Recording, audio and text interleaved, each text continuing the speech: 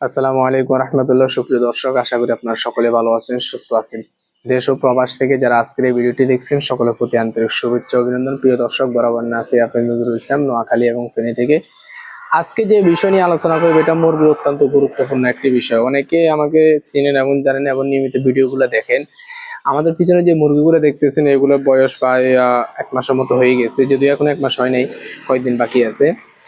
তো সাধারণত মুরগি সোনালী বা ফার্মি বা দেশি এই ধরনের মুরগি আহ 1 মাসের আগ মুহূর্তে বা 1 মাস হয়েছে হবে এরকম, মানে অর্থাৎ 20-25 দিনের পর থেকে 30-35 দিনের আগে অবশ্যই মুরগিকে আপনারা ভিটামিনের কোর্সটা চালাবেন।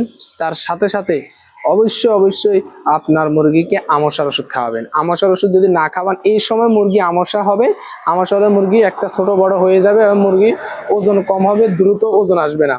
এবং ডিম উৎপাদনের মুরগি হলো ডিম উৎপাদনের সময় ডিমটা কম দিবে। এছাড়াও মুরগি একটা দুটা করে মারা যেতে পারে, ওজনে হালকা হয়ে যেতে পারে, ফাঁকা ঝুলে যেতে পারে, এ ধরনের নানান সমস্যার হয়ে থাকে। আরেকটা বিষয় হচ্ছে যে যখন আপনি এই ওষুধটা খাওয়াবেন, এই ওষুধটা কিন্তু আসলে যে কোনো বয়সে মুরগিকে আপনি খাওয়াতে পারেন। সাধারণত মুরগির বয়স যখন 20-25 দিন হয়, এরপরে আমশাটা দেখা দেয়। সাধারণত এর ছোট অবস্থায় আমশাটা দেখা দেয় না। তো এই আমশাটা হয় কি কারণে, এটা একটা জাতিগত অভ্যাস। আমশা মুরগিতে আসবে, এটা স্বাভাবিক। মানুষের জীবনে অসুস্থতা আছে, মুরগির শিখে অসুস্থতা আছে। আরেকটা অভ্যাস হলো যে মুরগি যখন আপনার লিটারে ময়লা, পানির ভিতরে ময়লা, মানে বিভিন্ন ধরনের ময়লা আবর্জনা খেলে অথবা বেশি ভিটামিন জাতীয় কোনো দ্রব্য বা পানি বা খাবার খেলে মুরগিতে আমশা দেখা দিতে পারে।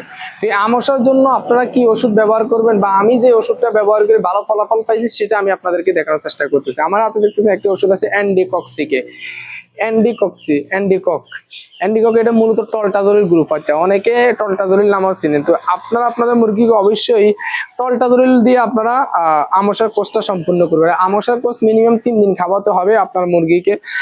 আর আমশা যদি বেশি হয় তাহলে আপনার সাথে রেনাককে দিতে পারেন। আপনার সাইডে এই ওষুধটা ব্যবহার করতে হবে। আমি গত কয়েকদিন আগে এই ওষুধ নিয়ে একটা ভিডিও দিয়েছিলাম।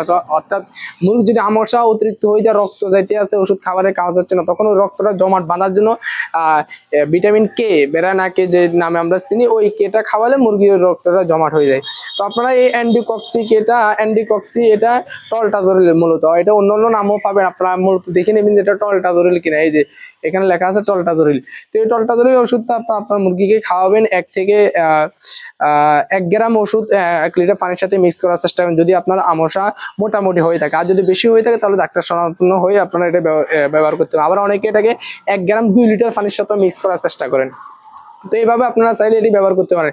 তবে এই ওষুধটা যদি ভালো কাজ করতে চান অথবা ভালো কাজ হওয়ার জন্য চাইতে চান, তাহলে অবশ্যই আপনার সাথে একটু রানামাইসিন অথবা অন্য আরো হালকা ডক্সিবিট জাতীয় অথবা ডক্সিসাইক্লিন বা রানামাইসিন বা ইমুনোকেয়ার, ইমুলাইট, এ ধরনের একটি ওষুধ, তার গ্যাস্ট্রিকের ওষুধ যেরকম ভাবে আমরা অন্যান্য অ্যান্টিবায়োটিকের সাথে খাই, ওটা দিলে এই ওষুধটার কার্যকরী ক্ষমতাটা আর একটু বৃদ্ধি হয়ে যাবে। সাথে হয়তো একটু লাইসিবিটও দিতে পারেন।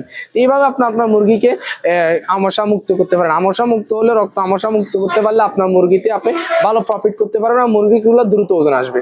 তো যাই হোক, আজকে ভিডিও এ পর্যন্ত। যদি ভালো লাগে একটি লাইক করবেন, আর এই চ্যানেল নতুন দর্শক তাহলে অবশ্যই চ্যানেলটি সাবস্ক্রাইব করবেন। সব ভালো থাকবেন, সুস্থ থাকবেন।